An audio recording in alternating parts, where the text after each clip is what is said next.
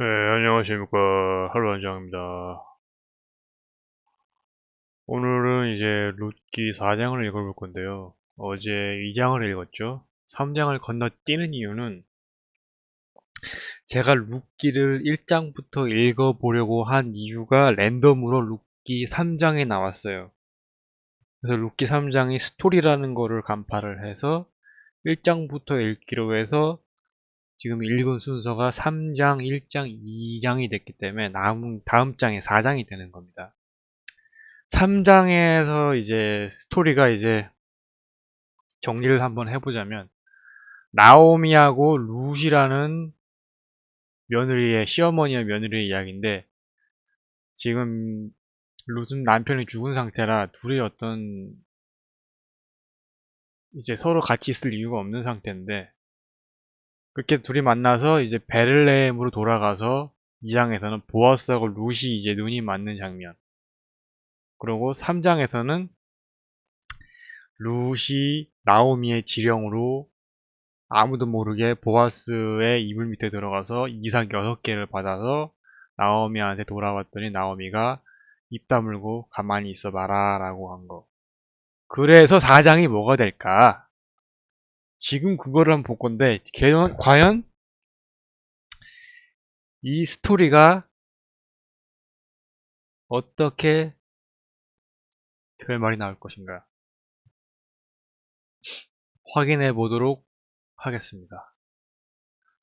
보아스가 성문에 올라가서 거기 앉았더니 마침 보아스의 말하던 기업 물을 자가 지나는지라 보아스가 그에게 이르되 아무여 이리로 와서 앉으라. 그가 와서 앉음에 보아스가 성읍 장로 10인을 청하여 가로되 당신들은 여기 앉으라. 그들이 앉음에 보아스가 그 기업 물을 자에게 이르되 모압 지방에서 돌아온 나오미가 우리 형제 엘리멜렉의 소유지를 관할하므로 내가 여기 앉은 자들과 내 백성들의 장로들 앞에서 그것을 사라고 네게 구하여 알게 하려 하였노라. 네가 물으려면 물으려니와 네가 물으지 아니하려거든 내게 구하여 알게 하라. 네 다음은 나요. 그 외에는 물을 자가 없느니라. 그가 가로되 내가 물으리다. 무르다는 게 보통 이제 뭐 판을 무르다, 판을 무효화시키다 할 때 무르다라고 하잖아요. 여기서 마치 꼭 뉘앙스가 기업 무르자 할 때 뭐 기업을 이어받는 뭐 그런 사람을 뜻하는 것 같아요. 그러니까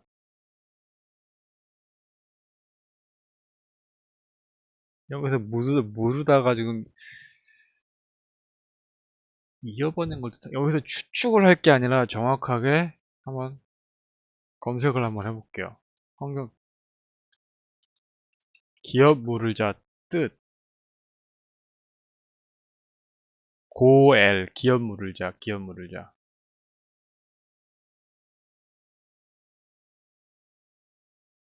고엘 반드시 도와야 한다. 구제제도 기업 무르자를 가리켜 히브리어로 고엘이라 합니다. 룻기에 기업을 무르자라는 구절이 자주 등장하는데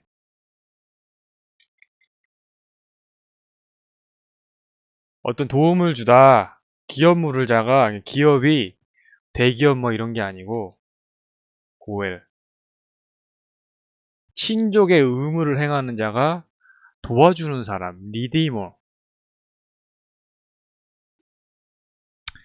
그러니까 기업 무르자는 어떤 도움을 주는 사람 그러니까 무르다라는 건 도움을 주다 그런 것 같아요. 하긴 뭐 이때 뭐 기업이라는 개념이 있을 리가 없죠. 아니 있다고 해도 어떤 작은 아이 뭐 일단 기업이라는 건 어떤 자본주의와 일단은 연관이 깊기 때문에 이때 당시가 어떤 시장이 형성은 됐어도 어떤 자본주의가 어떤 확일화되기 전이라 아직 기업이라는 단어가 티 나오기에는 아직 무리가 있다. 그래서 내가 무르리다, 그러니까 내가 돕겠다, 뭐 이런 것 같아요. 읽어보죠. 뭔데 또. 보아스가 가로되 네가 나오미의 손에서 그 밭을 사는 날에 곧 죽은 자의 아내 모압 여인 룻에게서 사서 그 죽은 자의 기업을 그 이름으로 잊게 하여야 할지니라.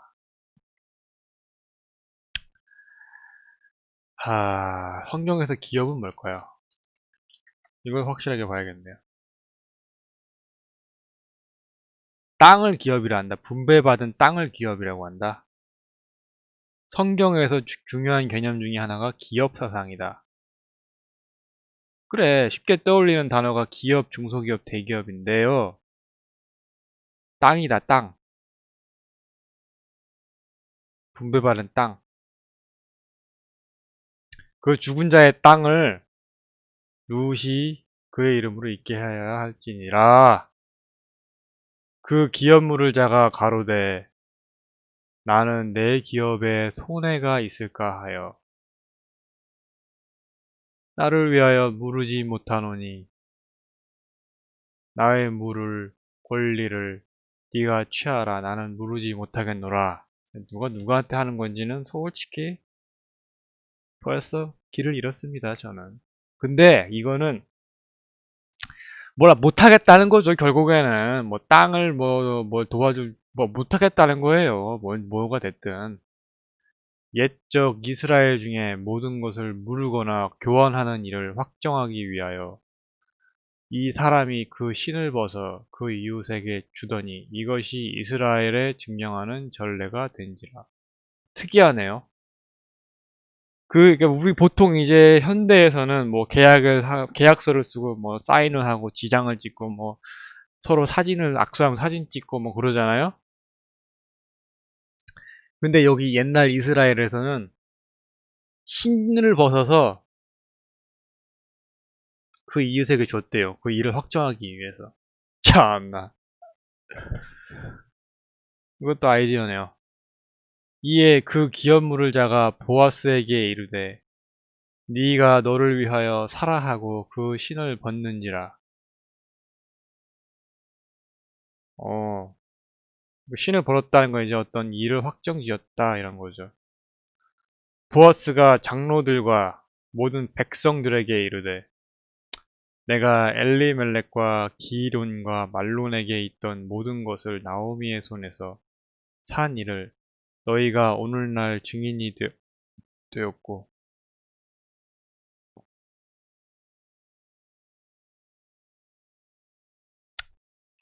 뭐 그랬고 또 말론의 아내 모압 여인 룻을 사서 나의 아내로 취하고 그 죽은 자의 기업을 그 이름으로 있게 하여 그 이름이 형제 중과 그곳 성문에서 끊어지지 않게 하매 너희가 오늘날 증인이 되었느니라. 이제 보아스가 이제 룻하고 결혼을 했습니다. 성문에 있는 모든 백성과 장로들이 가로되 우리가 증인이 되노니 여호와께서 네 집에 들어가는 여인으로 이스라엘 집을 세운 라헬, 레아 두 사람과 같게 하시고 너로 에브라에서 유력하고 베들레헴에서 유명케 하시기를 원하며 여호와께서 이 소년 여자로 네게 후사를 주사 네 집으로 다말이 유다에게 낳아준 베레스의 집과 같게 하시기를 원하노라. 이에 보아스가 룻을 취하여 아내로 삼고 그와 동침하였더니 여호와께서 그로 잉태케 하심으로 그가 아들을 낳은지라. 여인들이 나오미에게 이르되 찬송할지로다. 여호와께서 오늘날 네게 기업물을 자가 없게 아니 하셨도다. 이 아이의 이름이 이스라엘 중에 유명하게 되기를 원하노라. 이는 네 생명의 회복자며 네 노년의 봉양자라. 곧 너를 사랑하며 일곱 아들보다 귀한 자부가 낳은 자로다. 나오미가 아기를 취하며 품에 품고 그의 양육자가 되니 그 이웃 여인들이 그에게 이름을 주되 나오미가 아들을 낳았다 하여 그 이름을 오벳이라 하였는데 나오미가 애를 낳았어요 또? 그는 다윗의 아비인 이새의 아비였더라.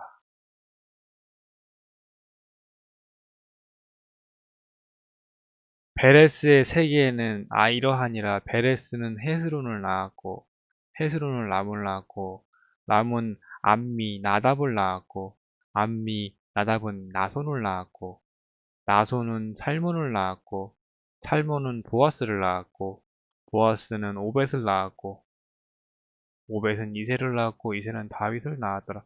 그러니까 결론은 이건 이 다윗의 스토리를 풀어내기 전에 어떤 전초전 룻기는 다윗의 스토리를 이제 어떤 프롤로그죠. 프롤로그. 이야기가 시작되기 전에 어떤 배경을 이 구약이 이게 그 이스라엘 사람들, 유대인들 입장에서는 그 사람들이 이게 역사서잖아요. 어떤 왕의 계보를 스토리를 짜는 거예요, 이제. 그러니까 어떻게 이게 그 왕의 계보 중에 하나다. 결국에는 웃긴 거는 여기서 웃긴 건 뭐냐면 보통 지금 이 룻이라는 사람, 룻기의 스토리가 먼저 나오고 여기서 웃긴 거는 룻기의 스토리가 훨씬 이전의 이야기인데 다윗이 태어나기 전에 여기에 다윗이 그 아비의 그 아비였다. 아비 2세의 아비였다. 그러니까 다윗이 룻기 4장 마무리 딱 되면서 다윗이라는 인물을 그 미래에 나오는 인물이잖아요. 그 사람의 딱 주목을 받으면서 이야기가 끝이 나요. 바로 다음이 다윗이 이야기 나오나요? 사무엘상에가?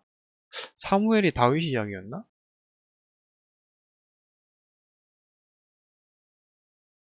사무엘상에 다윗이 이야기였나요?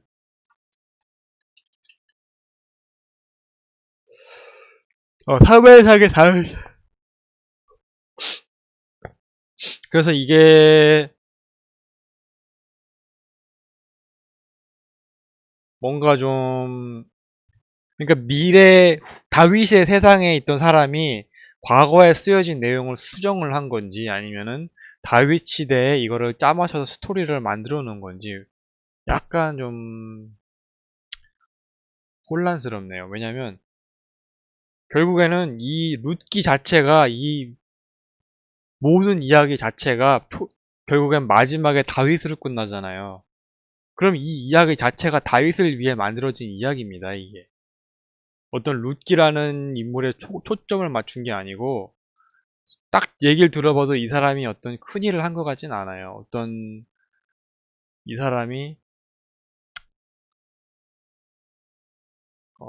나오미가 이제 가라고 해도 안 가고 끝까지 의리를 지킨 게 하나 빼면은 이 사람이 이 룻기라는 이 모든 이야기가 결국에는 다윗이라는 인물을 소개하기 위한 어떤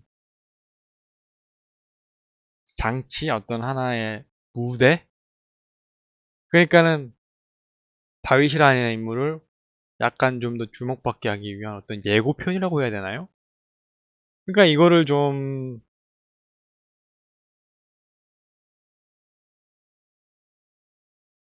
갖다 끼워 맞췄다는 느낌이 크다. 왜냐면은 좀 룻기 하나만의 그냥 순수하게 룻기만의 내용을 다루는 게 아니라 거기에 미래의 어떤 인물을 걷다가 과거인에게 끼워 맞춤으로써 그 역사서의 뭐라 그래야 되지? 좀, 이게, 나중에 이게 이렇게 끼워 맞춘 거면 이해가 되는데, 좀 순수한 역사서라고 보기에는 약간 좀 진정성이 제겐 떨어진다. 왜냐면 좀 룻기만 다르고, 왜냐면 룻기 시대 때는 다윗이 태어나는 줄 모른단 말이에요. 그 룻기 시대 때 그 역사를 쓴 사람은 다윗이 태어나는 줄 모르기 때문에 룻기를 모르는 상태에서 글을 써야지 말이 돼요. 근데 룻기에 지금 미래에 다윗이 태어난다는 내용이 추가가 됐다는 건 뭐냐? 누군가가 벌써 그 내용을 수정을 했다는 뜻이죠. 그러면은 일단은 내용이 훼손이 됐다고 볼 수 있는 거죠. 어떤 그 원작에서 훼손이 된 내용이다. 그리고 제 개인적으로는 좀 그래서 실망감이 좀 크네요. 네. 그래서 다음에는 사무엘상을 읽어볼게요. 왜냐면 제가 볼 땐 성경의 모든 내용이 성서에 있는 이 지금 모든 내용이